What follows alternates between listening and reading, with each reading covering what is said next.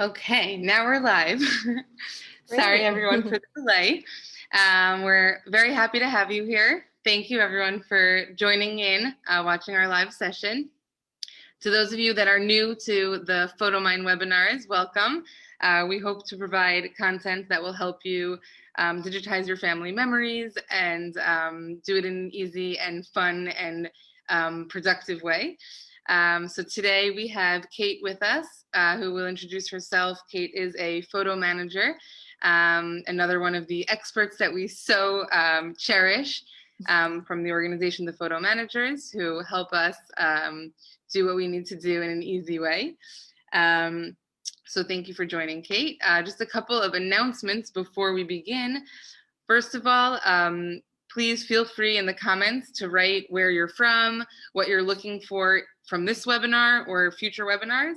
We're happy to hear your feedback, and we would love to help you guys continue to save your memories.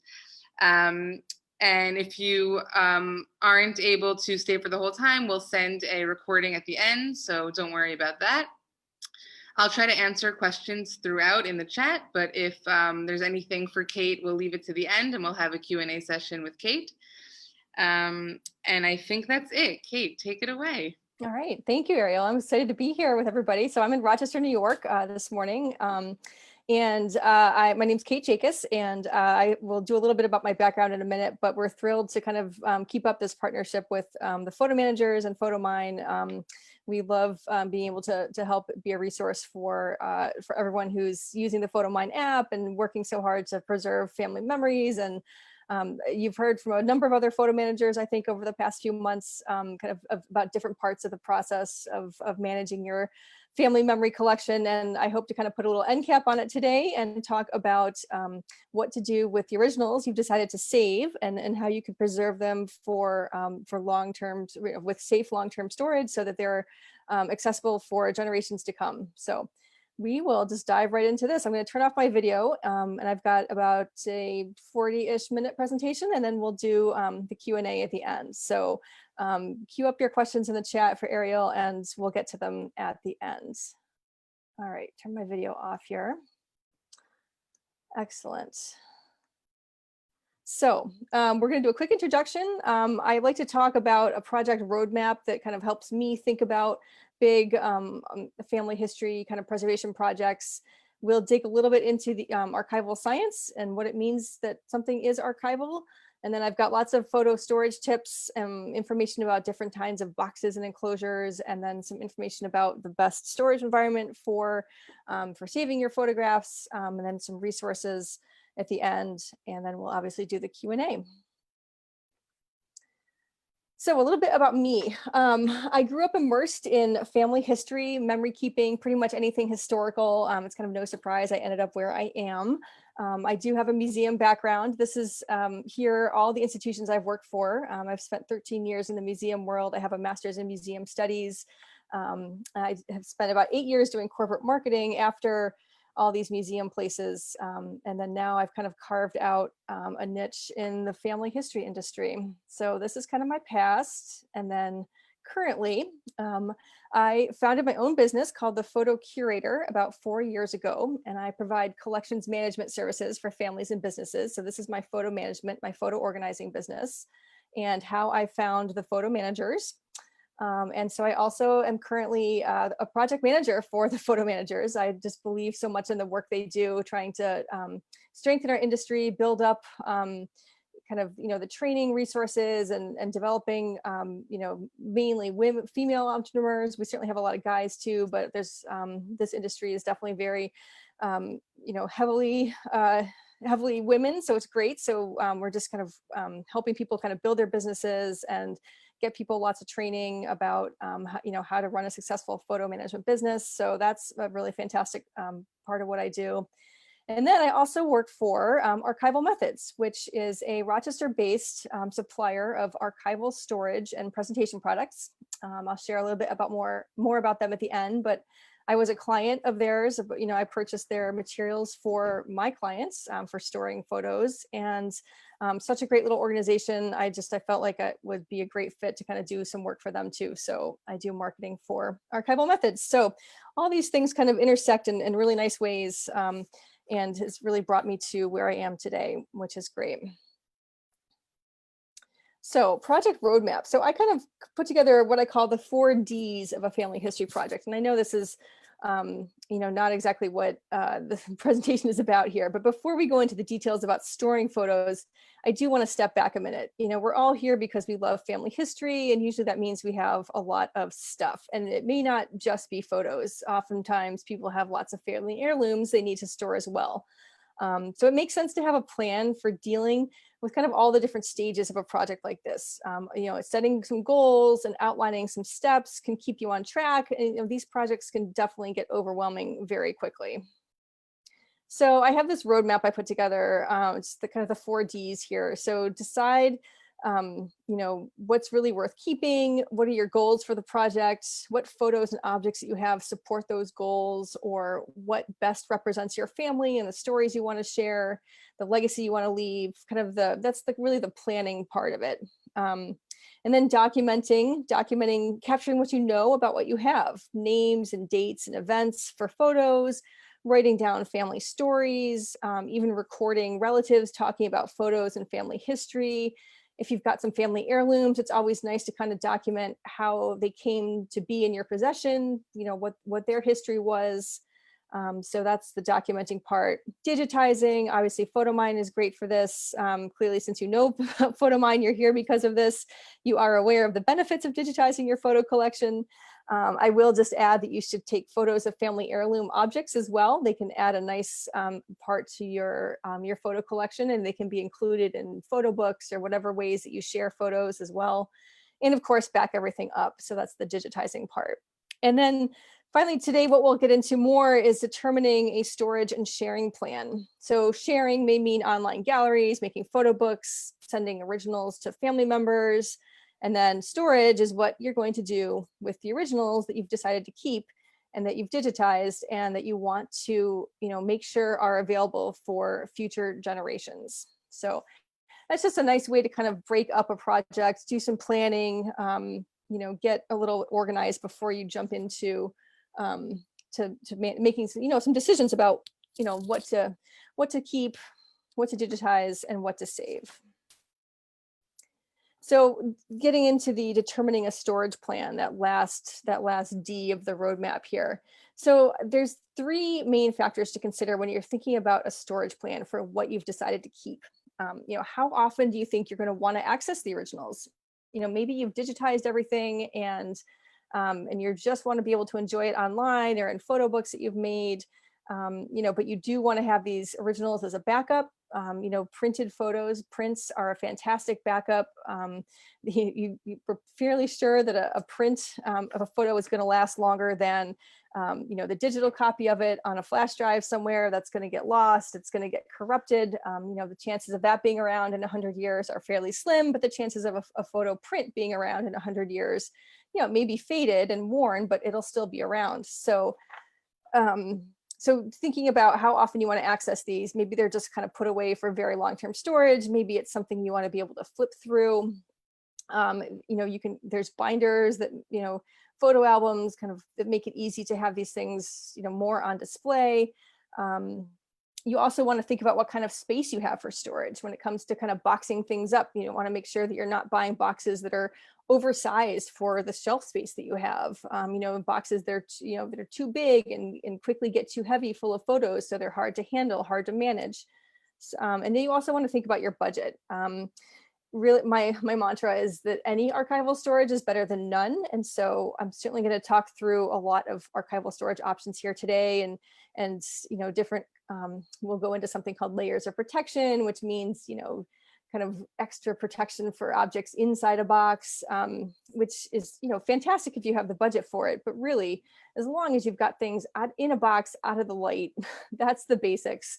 That's kind of a great solution to kind of some archival storage. And so you can get very into it. You can spend a lot of money, or you can just get the basics and keep your things protected. So any archival storage, I like to say, is better than none. So we'll keep that in mind as we talk through everything. If you've got something extra special, the picture of those two black cases there at the bottom, those are some gorgeous, really high-end museum cases that kind of serve as display pieces as well as protecting what you have. If you've got a special document or a really special photograph, it's kind of a fun option. And then framing actually can be another form of archival storage as well, as long as you use archival matting materials and a glass that has a UV filter on it. You always want to hang things away from direct sunlight. But I do want to say the caveat here is that even with UV filtered glass, light damage will eventually occur. So if you've got something extra special, like a kind of one-of-a-kind photo you want to frame, a reproduction is kind of the best bet for framing that. So just keep that in mind. So these are all elements of kind of determining archival storage, things to think about. And we're going to now just kind of quickly take a little detour into what actually makes a material archival. Like, what does this all even mean? So we'll stay high level. I'm not going to get too scientific on everybody here, but I do want to get this information out there. So an archive is a collection of cultural heritage materials that's been deemed worth keeping for posterity. So when we talk about archival storage, it means that the storage container or the environment or the materials used for storage of that archive, and that can be your personal archive or a museum archive. So those materials are suitable for the needs of the long-term preservation of those materials that were deemed worth saving, right? And technically, it means that those materials are free from chemicals that speed up the deterioration process of photos or objects. So archival storage won't stop the deterioration of objects. That kind of just happens naturally and on different timelines for different types of objects, but it won't add to it. It won't hasten the process. So if you only take one thing from this presentation, let it be this. When you're shopping for archival storage materials, you're going to see labels like this on the screen here. Acid-free, PVC-free, archival quality.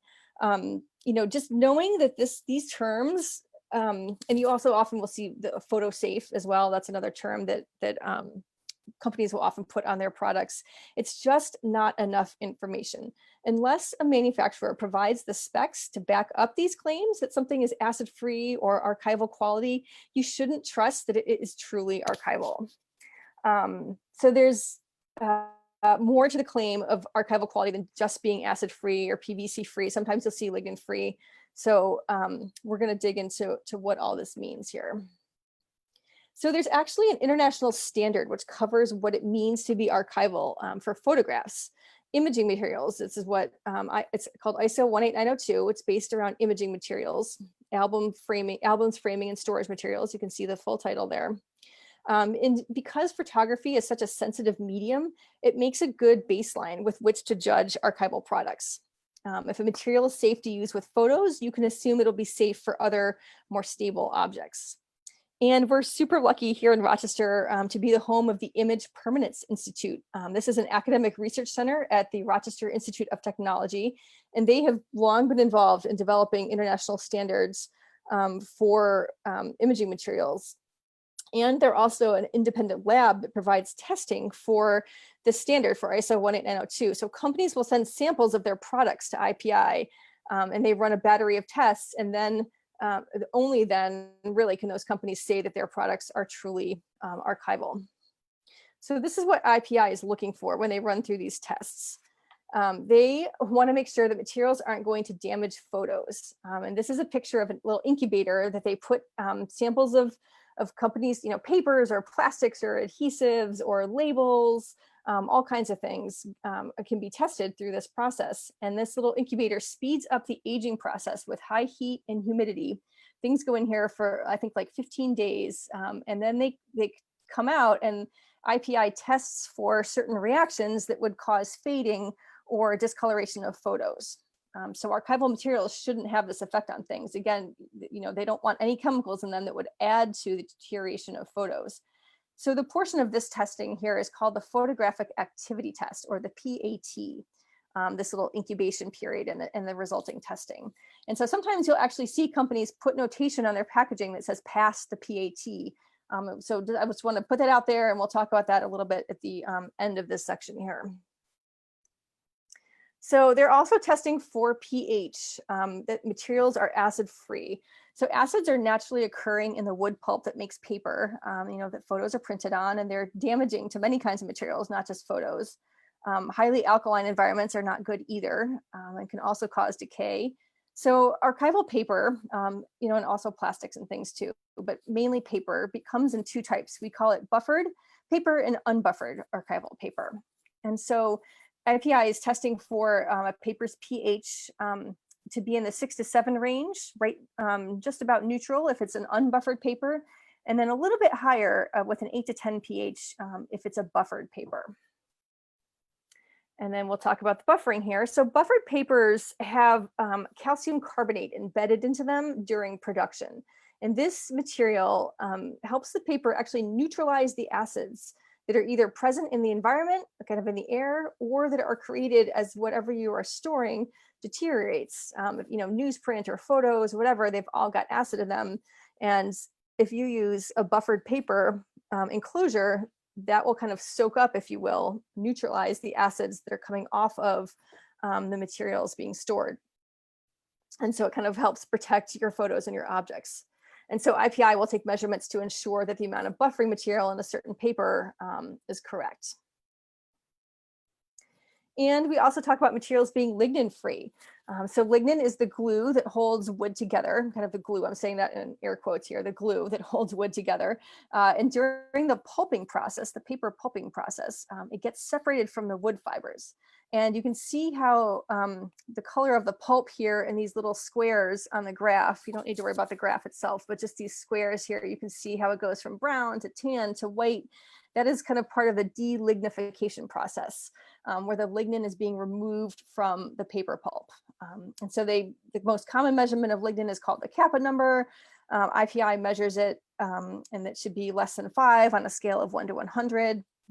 So just another test they do for lignin-free materials. And then finally, the last test they do as part of this ISO 18902 standard is an ink test, really to make sure that ink or if a paper is colored, the colorants in the paper aren't going to bleed. And so they test if these dyes or pigments have the potential to stain things touching them. So you don't have to remember any of these tests and numbers, really. Just know that a product labeled simply acid-free or photo-safe is not enough information. You don't know how acid-free or how lignin-free the materials are if they're not telling you, right? Their definition of lignin-free may be paper with a kappa number of 20 when it really should be 5 or below. And then you see on the bottom label here, it says this material is PVC free. That's polyvinyl chloride, which is a plastic, so it's free of that kind of plastic. But is it made of one of the 3 archival plastics? So polypropylene, polyester, or polyethylene, those 3 are considered archival.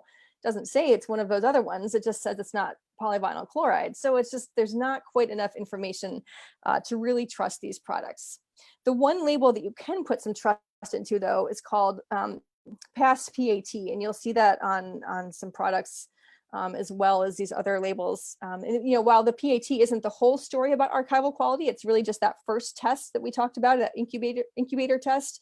It is a good indicator that it's a reputable company that has paid to have archival testing done. And so, that I feel like is a label you can trust more than some of these other more generic ones. And then this is the kind of detail that you can for sure trust. So these are screenshots from 3 different archival suppliers. And you can see the level of information they provide about their products. You can see here on the top left one, Pass PAT is on the bottom.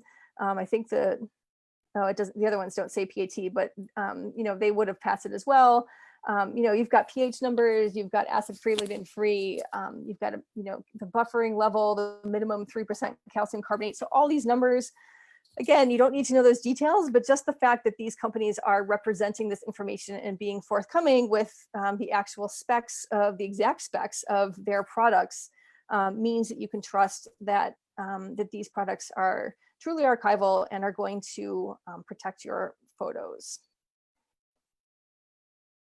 So I do also want to mention that besides the material composition, the design of storage is another element that makes it quote unquote archival.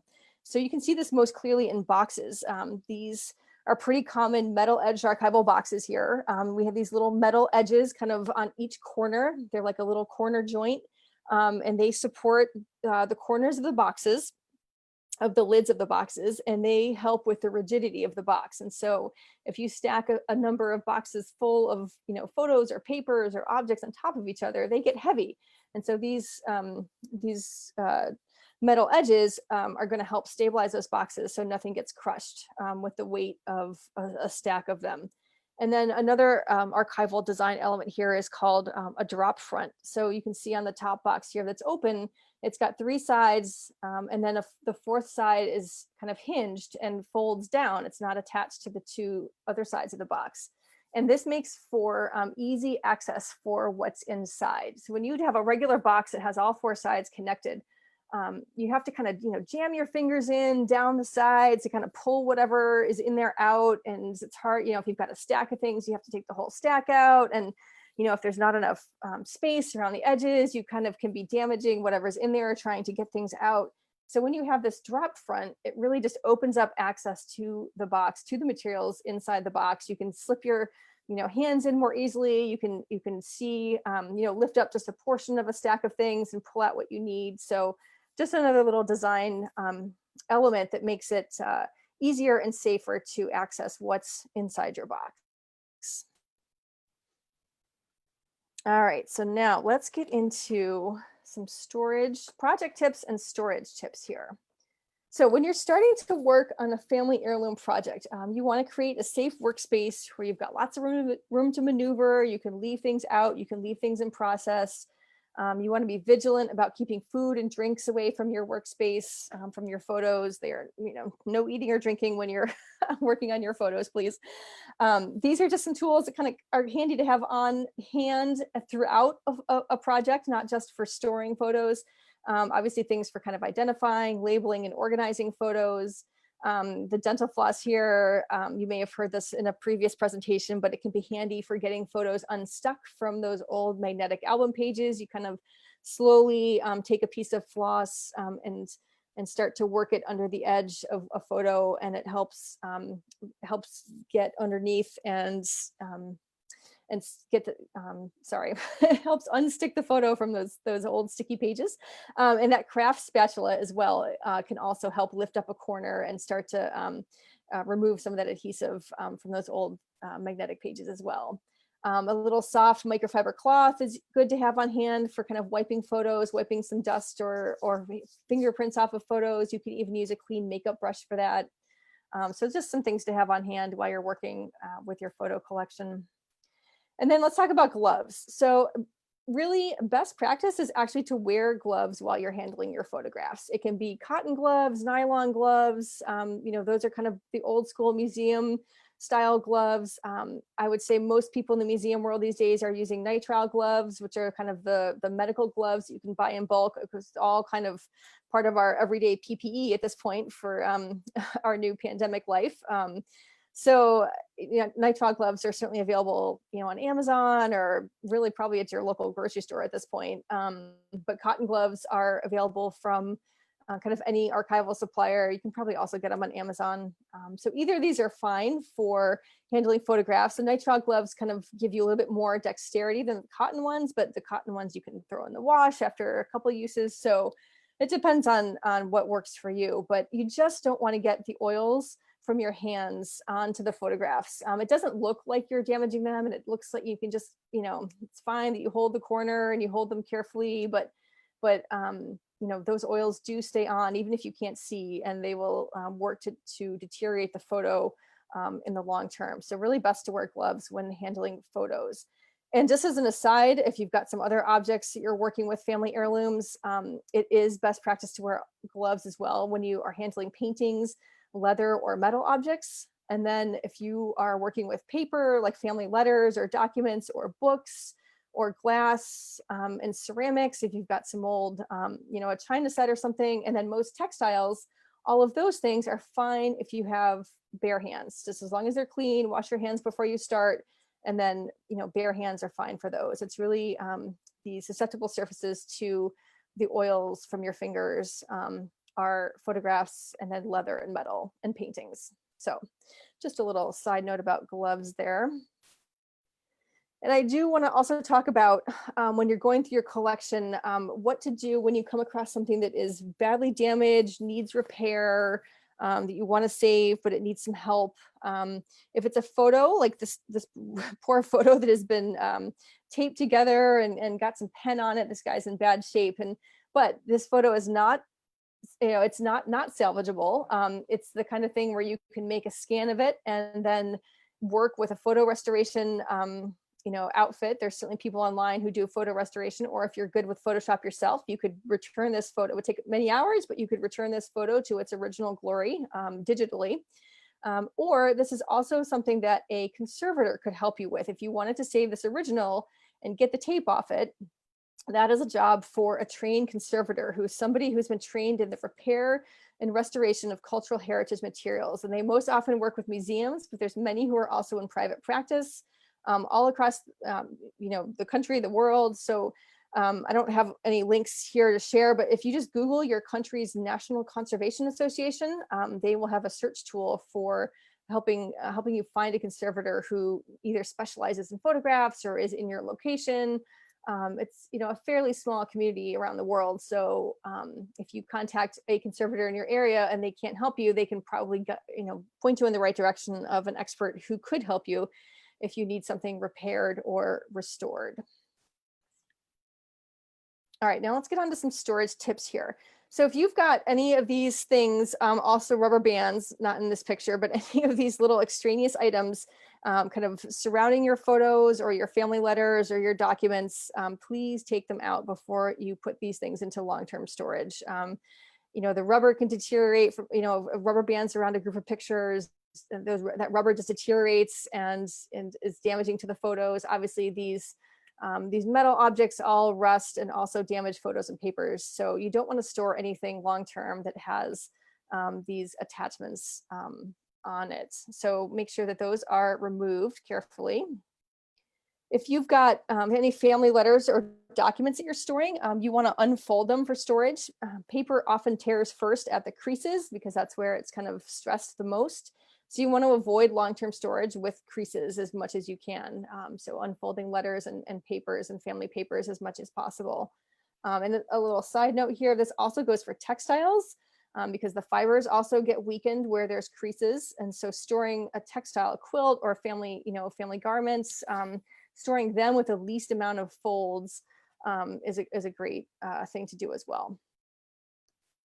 Newsprint, if you've got some clippings you're saving as part of your collection and you've digitized them, but you still want to save them. Of course, we all know how acidic and fragile newspaper is. So you want to isolate any newsprint that you have that you're saving as part of your collection. Make sure it's in its own archival container, like a plastic sleeve or an envelope. And then you can store it with the rest of your things, but just has to be separated by its own archival enclosure. You also want to store like things with like, and that goes for kind of types of photographs. So if you've got, lots of kind of 4x6s from the 80s and 90s, and they're in good condition, they don't have any kind of album residue on the back from being stuck in an album. If they're all kind of clean and in good shape, they are just fine to be stacked right next to each other, stacked in a box, all together. If you've got black and white prints and more vintage prints, it's good to kind of sort them by type. The only, and you don't have to have a separate enclosure for each one. It's fine to kind of put them together in like groups. The one time I would recommend, and we'll talk a little bit more about this when it comes to the, when we get to these storage enclosures, but I just want to point out in this little picture here, you can see a case photo in the bottom left corner there. Like a little tin type in a little case. Those are the kinds of things that can benefit from their own enclosures inside a box, just because, if the casing might, if that's touching another photograph, it might be damaging to it. So those types of things If you've got a really old fragile photos, or cased photos, or ones that have residue from being in an album on the back, those are the kinds of photos that you want to put in their own separate little plastic sleeve or something inside a box. They shouldn't be stacked together because they'll just stick to each other. So if it's in bad shape or fragile, separate them a little bit more. And if they're in good shape, you can just stack like with like types of photos and prints in boxes.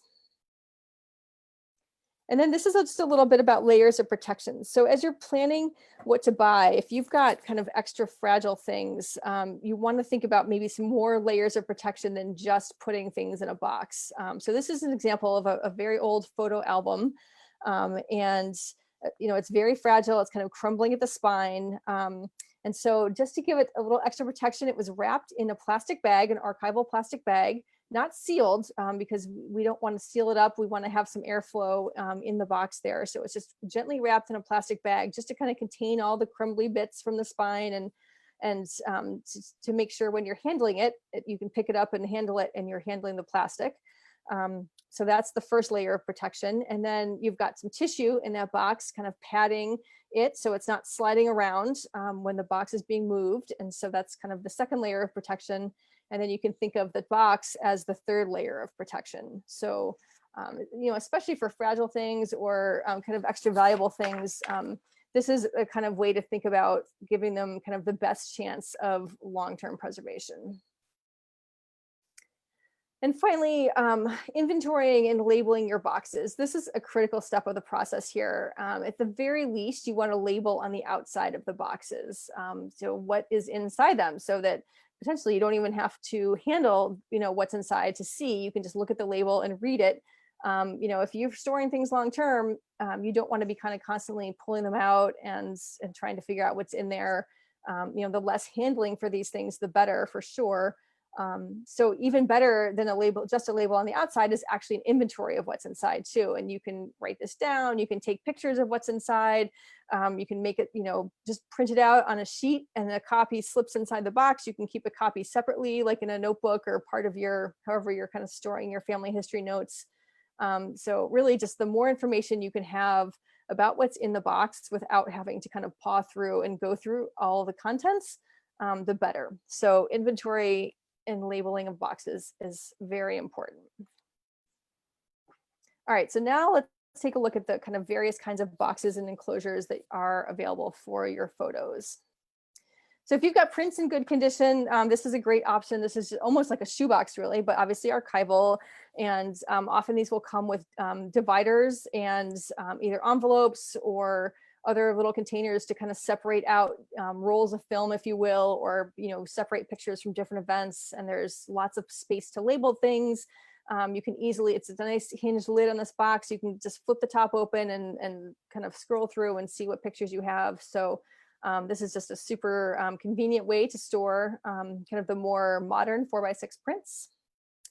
If you've got prints that are old and fragile, as I mentioned before, it's good to kind of get them into their own plastic sleeve. And also to give them a little backing. So these are small, maybe they're tin types, I can't tell from the picture, but small little vintage prints that have been placed on a cardstock backing. So not attached, but just kind of placed on this cardstock backing and then slipped into a little plastic sleeve, an archival plastic sleeve. And so now when you're handling this print, you're actually just handling the edges of the cardstock. You're not even having to touch the print. So the cardstock becomes what you handle it with. And then the plastic on top is just another layer of protection. So this is a great way to treat your extra fragile, kind of very vintage family photos. So give them a little support with the backing and slip them into a plastic sleeve. And then you can stack those inside a box, kind of organized neatly in a box, but just give them their own little enclosure and they'll last much longer. If you've got photos you want to access often, binders are a great option. These are binders that are completely archival. It's certainly, 3-ring binders from the office supply store are an option, but they contain plastics that are going to kind of off-gas and be damaging to your photos kind of in the long term. So if you're thinking binders, you may want to look at an archival binder solution. The thing I like about binders like this that come in a slipcase is that it's just an extra layer of protection. Again, I kind of can't talk about that enough, but an extra protection against light and dust and pests by being able to slip that binder into a slip case. So there's nothing coming in the top or the bottom. It's not sealed again, but it just is more covered up, and a good way to store things that you want to have on display, or, out and more accessible. You can kind of flip through things on a more regular basis. Binders are a good option. Binder pages, archival binder pages, photo pages for binders come in tons of different options from all the different kinds of archival suppliers. You can get pages for slides, for 3x5 prints, 4x6, 5x7. You can get full page, 8.5 by 11 or 8 by 10 dividers. So lots of options. If you've you've got a few slides you want to mix into your collection, or whatever you have in your binder. So just make sure that you're buying archival photo pages. This is the fun option for photos that you want to access often, but you also want to store flat. And certainly this applies most often to kind of more vintage photos, fragile photos. Better to store them flat than kind of up on their sides, even if they're in a binder. Flat storage is better for them. So these are, this is a product from Archival Methods. It may be available elsewhere too. It's called Binder in a Box. So it's a combo of a box and a 3-ring binder. And so just you get the same kind of metal edge and rigidity protection of an archival box, but you have the ease of flipping through the contents in a binder format. So this is a great kind of combo option. If you've got oversized prints, there are archival boxes in all different kinds of sizes. So if you've got bigger ones, you can certainly find a box that fits. You can see the drop front on this box here. Makes it easy to kind of gently slide your hands in and take out the prints. If you've got a stack of them, you can kind of maneuver that with ease. So that is a good option for oversized prints. If you've got slides, time to get those slides digitized and get them out of the carousels that they're probably being stored in. Those boxes are big and bulky, those carousels, they're not archival. And this is a much more condensed and obviously safer option for slides long term. This is an Archival Methods product. We sell these slide boxes. They come with these little white kind of inserts. So there'll be 8 inserts. I think each insert holds like 25 slides. So the whole box, holds a fair amount. We have slide kits that hold 1,200 slides, and we have a kit that holds 2,400 slides, and it's like, not much bigger than a shoebox, right? So it's super condensed storage for slides. You can organize them, as you wish, kind of in these little slide boxes. So just a good idea to get them out of those old carousels. If you've got negatives, also good to store those. You can keep those with the original roll of film. The photo box, the first photo box I showed you, that with that black box with the hinged lid and the envelopes inside it that were for dividing up the pictures.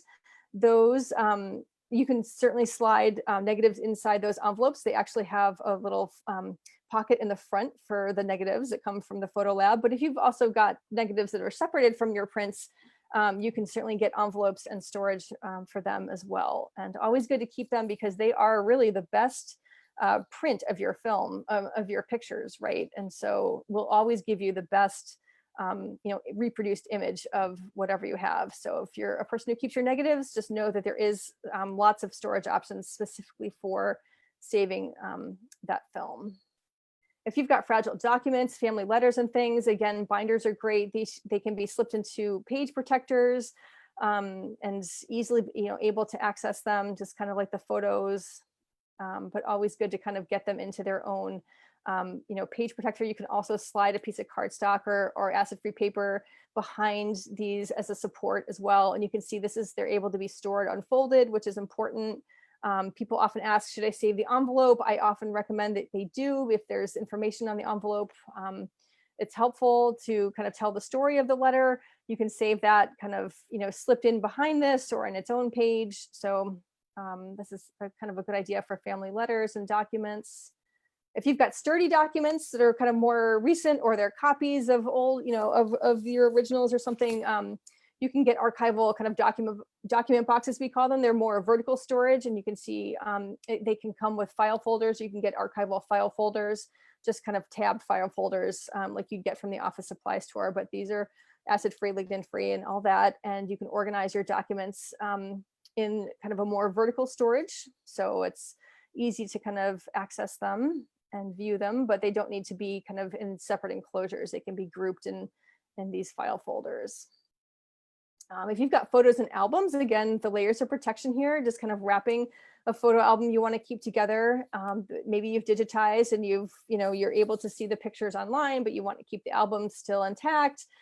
You want to wrap that up in just some plastic or even some archival tissue and keep those in boxes. And that's kind of the best storage for vintage albums. We all have our collection of flash drives and memory cards, and if you're the kind of person who saved those as kind of a backup of your pictures, then this is a great way to store those. It's kind of good to have those all in one place and put labels on what's what, and just kind of keep those as part of your digital backup collection. So just know that there's options for easily kind of storing those. You can also use, if you've got an extra slide box you can see these are very similar little containers to those slide box containers.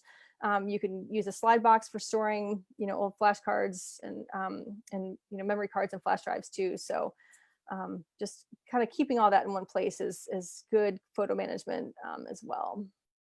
And then displaying photos. We talked a little bit briefly earlier about framing photos. Archival Methods sells kind of DIY framing kits. Obviously, there's framing kits everywhere. All the big box, craft stores and things sell them, but you want to make sure that the components of that framing kit are archival, because otherwise it doesn't count as archival storage. So, and if it's something valuable, if it's a one-of-a-kind photograph, make a reproduction, make a copy of it and frame that, and then store the original out of the light, because that's what's going to keep it the longest. All right, so we'll quickly go through the storage environment here. Let's see, a few things to know about where you want to store your photos once you've boxed up the originals. So fluctuations in heat and moisture are a big no-no for, major fluctuations. I'm not talking kind of every day, now my house is 72 and overnight it's, 62. Like that's not, major fluctuations, by 10, 20, 30, or, 30 or more degrees. Those fluctuations in heat and humidity and moisture in the air, those are damaging to photos, especially. Light obviously is very damaging to photos. We all know that's what causes them to fade quickly. Dust and pests, those are also enemies of paper and photos and your family heirlooms. So the grayed out areas of this house diagram here are where collections should not be stored. So basically you want your photos to live where you live. You don't live in the attic, you don't live in the basement, you don't live in the garage. You want your photos somewhere in the main living part of your house, if at all possible. It's kind of some specifics here. You want somewhere that's dark and dry and relatively cool in your house. A high shelf in a closet, again in the main living space, preferably not under a bathroom, so that the leaking isn't a possibility. Leaky pipes aren't a possibility. That is ideal. So a high shelf in a closet somewhere. A room temperature that's kind of stable at 60 to 75 degrees. You want humidity between 35 and 55, kind of on average. You want to make sure no sunlight gets in. You want to make sure there's not any real chances for water damage happening from leaky pipes above. A little side note here, if you want to actually, we all measure obviously the temperature in our houses, but not often, people don't often have humidity measurements in their houses. So a hygrometer is a little machine, a little electronic thing that measures the relative humidity in your air. And you can pick up one for like less than $10 American on Amazon or something. So very cheap little contraption, and you can keep tabs on the humidity wherever you're storing your photos as well. So I just wanted to quickly kind of just give you a little information about Archival Methods, a great little company here in Rochester. Again, we handcraft all of our boxes, binders, and portfolios here in Rochester. This is a picture of some of our ladies in our team, kind of literally handcrafting these. I think they're working on some binders right there. And then we also supply a huge range of archival enclosures and papers and framing supplies. So really the whole range of what you might need for any kind of archival project. And I wanted to share that we are giving Photomyne Webinar folks a 15% discount off your order at Archival Methods. Special promo for you guys through the end of the year. If you use the the code Photomyne15 at checkout. You'll get 15% off your order. Our website is archivalmethods.com. And again, lots of great information. We have a really comprehensive blog on our website with details about all kinds of archival storage projects and products. We have an online family history preservation guide, which kind of goes through a lot of what I just talked about in more detail. That's available on our website. And so these are all links that we will send to you in the wrap-up email here. And then I do also want to reference the photo managers, which is the other group that kind of got me connected with this great Photomyne webinar series, and a group that helps folks kind of with resources for DIYing their projects. We have a great private Facebook group called Advice from the Photo Organizing Pros. And so a lot of us pros are on this group too. And just everyday folks join who are who are into their projects and into saving their memories and scanning and everything, and it's just fun to kind of help people out just with quick information and point them to some resources. So we've got lots of great questions every day in that group. It's a very active Facebook group. So we'll send you the link in the wrap-up email, but you can also just go into Facebook and search the name of the group, Advice from the Photo Organizing Pros. So check out archivalmethods.com. Lots of great resources on there. Photomyne15 through the end of the year gets you a great little discount on an order. And whew, I feel like I'm just rambled through all that, but that is it. I'm going to leave up this screen here while we do questions, so if people want to write down that code and stuff. And I'm going to pop my camera back on here. Let's see. Ooh, okay, take a breath. I like run through that so fast, the time like flies. It was great. It was excellent. Thank you very, very much. We have a couple of questions that I organized for you. Yeah. First, thank you very much. That was amazingly helpful. Also, the visuals were really helpful. So thank you. There was a bit of confusion I want to address to the audience, the people that commented. The title of the webinar was Storing Photos After Digitizing. Oh, so yeah, I didn't, sorry. We had a little, it was beautiful. There's, what's interesting is the world that we're in of photo digitizing, the storing of those things can either be the physical things, the digital storing, or how do we store the digital files? So a note taken from Photomyne. We'll be very specific in the future. There was a couple of confusions, but I think we cleared it up throughout. Okay, good. Thank you. Yeah, I was not talking about any kind of digital storage. Exactly. So we have that was other webinars. That was not. Yes, not for me. So to the viewers, if you have any questions about other topics, feel free to let us know. And now let's go to what I've organized for you, Kate. Yeah. Okay, a bunch of the questions I wrote down, you answered quickly after. So I invite people to now continue to ask questions so we can answer them. The first is shipping of archival methods. Where do you guys ship to? Yeah, so we ship worldwide.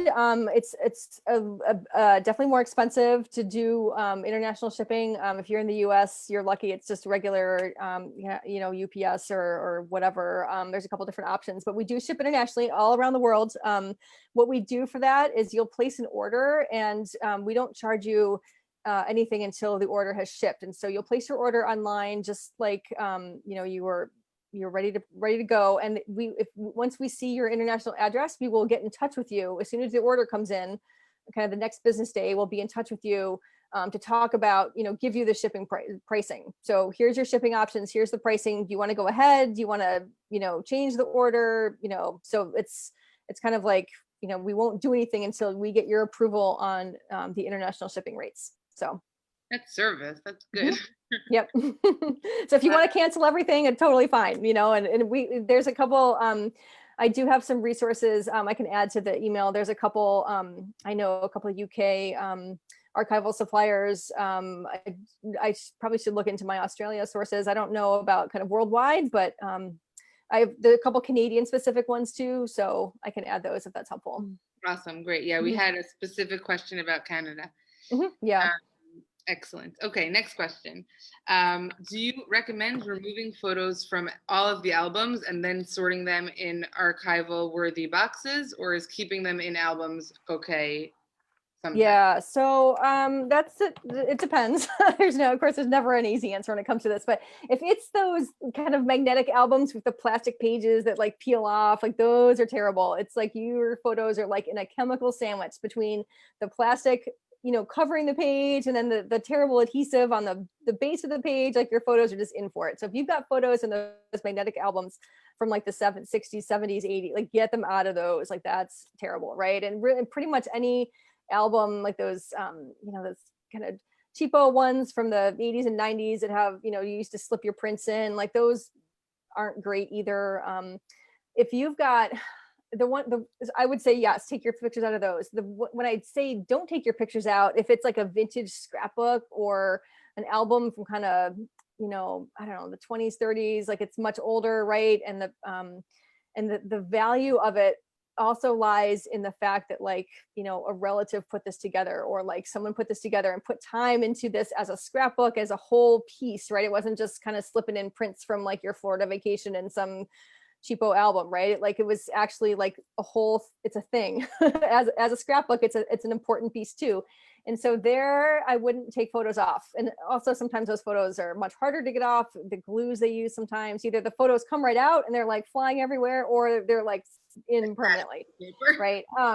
So that, in that case, I recommend scanning the pages as best you can. Sometimes you can, taking a photograph from above is better than trying to, get a book onto like a flatbed scanner.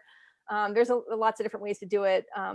The advice from the photo organizing pros would be a good resource if you've got tricky albums to scan like that. But the Photomyne app too certainly is an option. So then I would maybe place a really thin piece of archival tissue in between each page of that album if there was room in the spine. Sometimes the spines are really tight, but if there's room to kind of put a little layer of protection for each page of photos, interleave with some acid-free tissue, and then I would wrap that whole thing in a little plastic bag or in tissue and put it in a box. So I would not take photos out if it's a more vintage album or scrapbook, but I would if it's a newer bad plastic one. Got So it. yes. Beautiful. Mhm. Okay, let's see the next question. Does the tissue around sleeved items need to be archival grade? Technically it doesn't. I guess if you have something in a plastic enclosure, anyways, like that, yeah, it's kind of its main protection. But archival tissue is like super cheap, so I would also not be afraid to just order a pack of it and use it for kind of padding or or interleaving, or all, it's got a lot of great uses. So a package of 25 sheets of it is like $10 or $12 or something. So I think it's kind of worth having it on hand, but technically, no, you could use, regular tissue paper, but it kind of decreases the whole archivalness of your storage package, I guess, if you will. So. Okay, awesome. Do slides deteriorate over time? And if so, how can they be restored? Yes. So I mean, everything deteriorates over time, just a matter of, how long and, how quickly it'll take. And so I would, slides are certainly vulnerable to, great to just get them digitized as quickly as you can, because it's, they've already lost some color probably and some stability. And if they've been stored poorly, there may be some mold on them or there's dust on them. That all can be taken off kind of post-production, like after they've been scanned. If you do have slides that are in really tough shape, moldy or really kind of broken down, that's when I would maybe consult a photo conservator before trying to scan those, and not trying to really just clean them yourself. There are some cleaning products you can use, some photo safe cleaning products. You can look on Amazon or B&H Photo for kind of photo cleaning, like film cleaning products, which are good if you've just got some like minor dust or minor kind of gook on them from storage, right? But if they're really in bad shape with a mold issue especially, I would contact a professional. But good to get those things digitized. Yeah. Excellent. Okay. Mhm. Okay. People are asking about curled photos. Is there Yes. Oh, they're like the worst. I know exactly those big panoramic photos from like the 20s, like the company shot, right? Or like the military, like the battalion. Oh, they're great photos, and they're often really good quality. But yes, that curled storage is really tough. You can, for the most part, like unfolding it as best you can to digitize it. And you may need some help with this from a professional who's got maybe a more official kind of camera scanning setup, or somebody who can get farther, higher up above, like a big something unrolled. That may be the best way to digitize it. Maybe if you're scanning it with your camera, like in pieces and stitching it together, there's a bunch of different options. But oftentimes keeping that thing rolled is the best way to store it. Just because it's quite a process to rehumidify the paper to flatten it, right? You need to kind of make it, you can DIY this. There's ways to do it. You can pay a conservator to do it too, but there's ways to DIY, like a humidity chamber, they call it. And so you kind of, you get humidity, get some moisture back into the paper, of the fibers of the paper, the photo paper, and it slowly begins to kind of unroll itself and flatten. And but then there's the problem of like, how do you get a box long enough for it, right? And so that's an issue. And so really the best you can do with those on kind of the average person's budget and time, right, is to unroll it, kind of hold the corners down, digitize it in whatever way works for you, and then roll it back up and stored. And then it's easier to store a rolled photo inside a box than to find some huge box that'll store a 4-foot photo. So yeah, those are tricky for sure. If you want more details though, drop me I'll send my email for Archival Methods in the wrap up email that you send. And so people, if you have more detailed questions, I can put you in directions for more help on that. Excellent. Beautiful. And I think that is it. Nice. Yep, that's it. Perfect. So thank you so much, Kate. Yeah, it was so fun. It was great to, hopefully people enjoyed this, and we'll send out lots of good resources in the email. I've got a bunch of links that I've already shared with Ariel, and I'll throw a few more into you before you send it.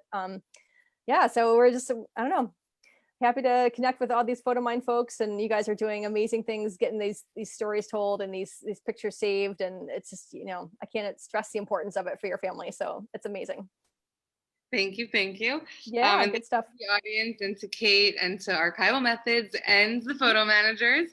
Yeah. And as Kate mentioned, we'll send over all of the information, a recording of this.